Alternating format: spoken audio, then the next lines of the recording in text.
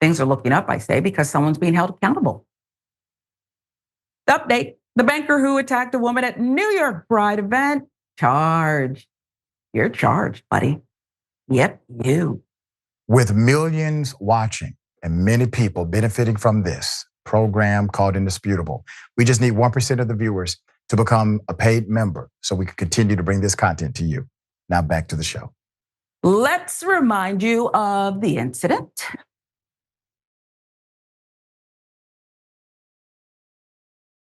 Oh my God. That's right. Stop. You're a horrible person. Go yourself. Yeah. Go yourself. So from the very first frame of this video, we can see that something has already been happening before the recording began.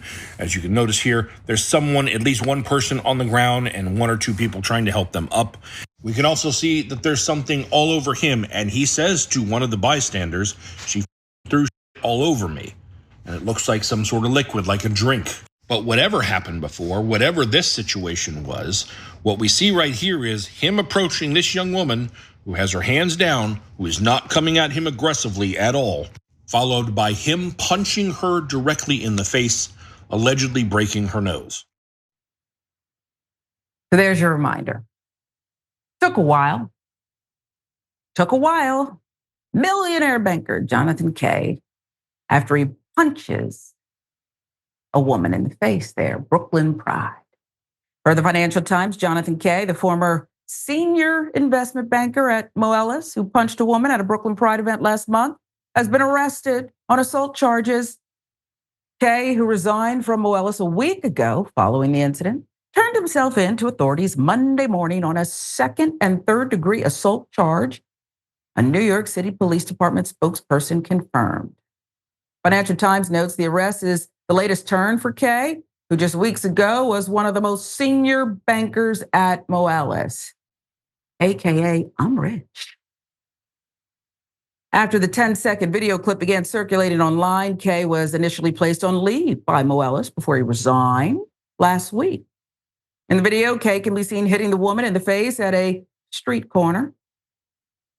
Witnesses to the incident stated Kay allegedly unprovoked assaulted multiple women for breaking the one woman's nose, allegedly sending two other women to the ER.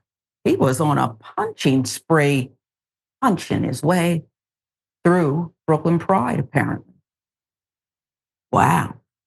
Financial Times previously reported that Kay, who was Jewish, had initially told 4 individuals with a Palestinian flag that they were on the wrong side, and then a scuffle ensued. Lawyer for K52 said on Monday that they had provided the New York District Attorney with another video in an effort to corroborate earlier statements that Kay had acted in self-defense. What the previously released video clip does not show is what another video and other evidence we have shared with the District Attorney does show. These agitators formed a ring at him, doused him with 2 unknown liquids, shoved him to the ground, and hurled anti-Semitic slurs at him, Kay's lawyer, Dania Perry, said in a statement. It's interesting. We're just now hearing those details. Those sound like, if true, that would be horrific, no? Just now hearing it, though, since he's been arrested. If it were me, I probably would have called the police and said, they surrounded me, they called me names, they did this, they did that. But I wasn't there. We are hopeful that the district attorney will fully and fairly consider these facts, along with the surge of anti-Semitic acts, protests, and attacks that are ravaging our city. We will aggressively fight injustice, and we will look forward to a full vindication for our client. Okay. 38-year-old woman he attacked, identified by NBC4 New York as Micah P., filed a complaint with the police after the assault. He was literally a tornado of violence, she told the station. Mike Tyson in his heyday didn't even get that title. He was the best. He was knocking people out within seconds. I never heard anybody describe Mike Tyson that way in the ring. A banker outside of it, described as a tornado of violence. Micah told NBC New York the interaction started when Kay walked by her group of friends outside a cafe as they waited for other friends after spending a day at the Pride Festival. We heard him say, "What a bunch of useful idiots," said Micah. He got about halfway down the block and I turned around and I said, What did you say? He turned back around and just started rushing us. And as he's coming at us, I had a bottle of water. I just splashed it, like, get away from us, you know? Then the chaos broke out, according to Micah, who said Kay shoved multiple people in the group. One of our other friends was like, get off of them. He jumps up, runs after that person. They slipped out of their vest to get away, and he fell down trying to chase them down. Micah told News 4, fell face first on the concrete, scraping his ankle, jumping up. One person he shoved was like, are you okay? He jumps up, shoves another person. They hurt their arm, and then he turns, and that's the video you see him clock me. Micah P. was left with a broken nose. NBC4 New York. I hear a very detailed account from Micah P. You weren't there, Wills. I wasn't there. But there's going to be a group of people who say, this is what happened. Remember, we saw him in the initial video that she had or was posted, went viral with a wet jacket. Your cashmere jacket. And I wanted to know, what was that? I mean, now his lawyer says unknown substance, anti-Semitism, just like what's sweeping throughout the country. What are we supposed to do with all of this back and forth?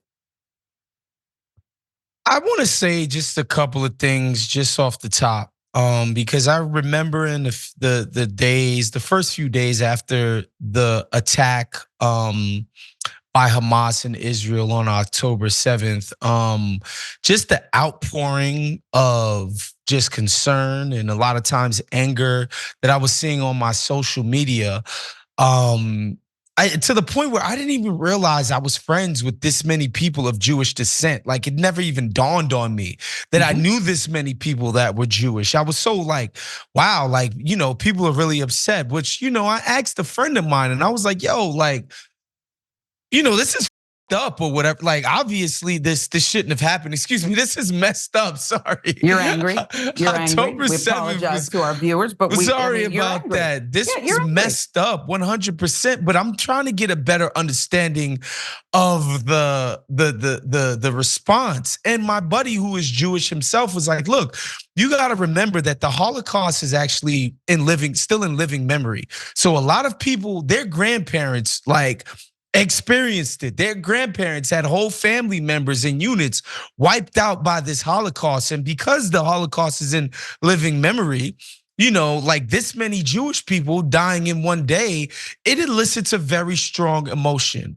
And I was like, man, you know what? That gives me a better perspective for the reactions that people have to this. And I think like it's been pretty impassioned by a lot of people who, like, one, they have this understanding of that horrible, horrific historical event. And two, the other part of it, people being told that Israel is literally the only safe haven for Jewish people on the planet. Never mind that I live here in LA. When you go to Beverly Hills, it seems pretty safe for Jewish people. When you go to Larchmont, when you're here in the valley where I live, seems pretty reasonably safe, but that's neither here nor there. That's what people have been taught to think about Israel. So the idea that anybody would question that notion, it just sends certain people up a wall. And again, this doesn't excuse beating up, like breaking up and bloodying the noses of women who you've never met before. But I think it does give a little bit of context to the blind rage that we see from certain supporters of Israel. Like, it's just like these people really do think that Israel is this very special place, like no other place on the planet, because of the Holocaust, et cetera, et cetera. And allegedly, Jewish people can't be quote unquote safe anywhere else. Forget it, like forget the Upper West Side in New York, forget Forest Hills in Queens, forget about Beverly Hills and Larchmont and all the places in LA where I see Jewish people just like seem pretty safe, seem to be prospering, seem to be having a good go of it. A lot of people have it in their head that Israel's the only place that Jewish people could be safe, and some people get into a freaking blind rage about it. So anti-Semitism is real and it has never stopped. And you can't run from it, and you can't hide. And it is in Beverly Hills and these other places. I happen to feel a kinship because I know what else hasn't stopped against people who look like me. But it could be, Woes, that this is exactly what this rich banker wants us to talk about. This could be exactly what he wants us to talk about.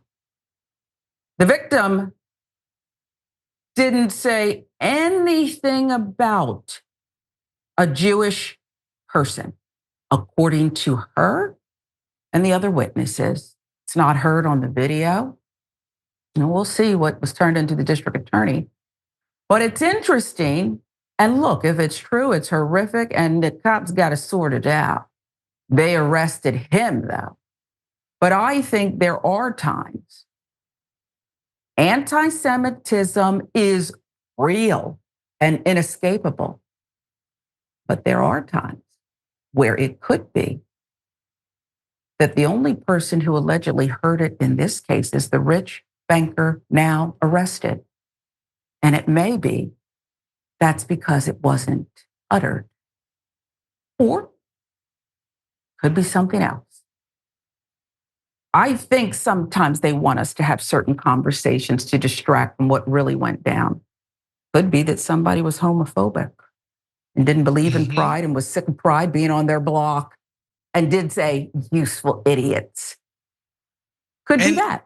And by the way, the problem for people like this gentleman who got arrested is they're trying to create a narrative where any sympathy for the Palestinian people writ large is by definition anti-Semitic, and people aren't going for it. That's just not gonna work. Sorry, because there's actual, genuine, real anti-Semitism out there, but like people displaying a sympathy for people who live under the rule of law and thumb of a nation that they have no representation under, of a government that is very powerful and oftentimes very brutal. Like, I'm sorry, like it's not gonna work.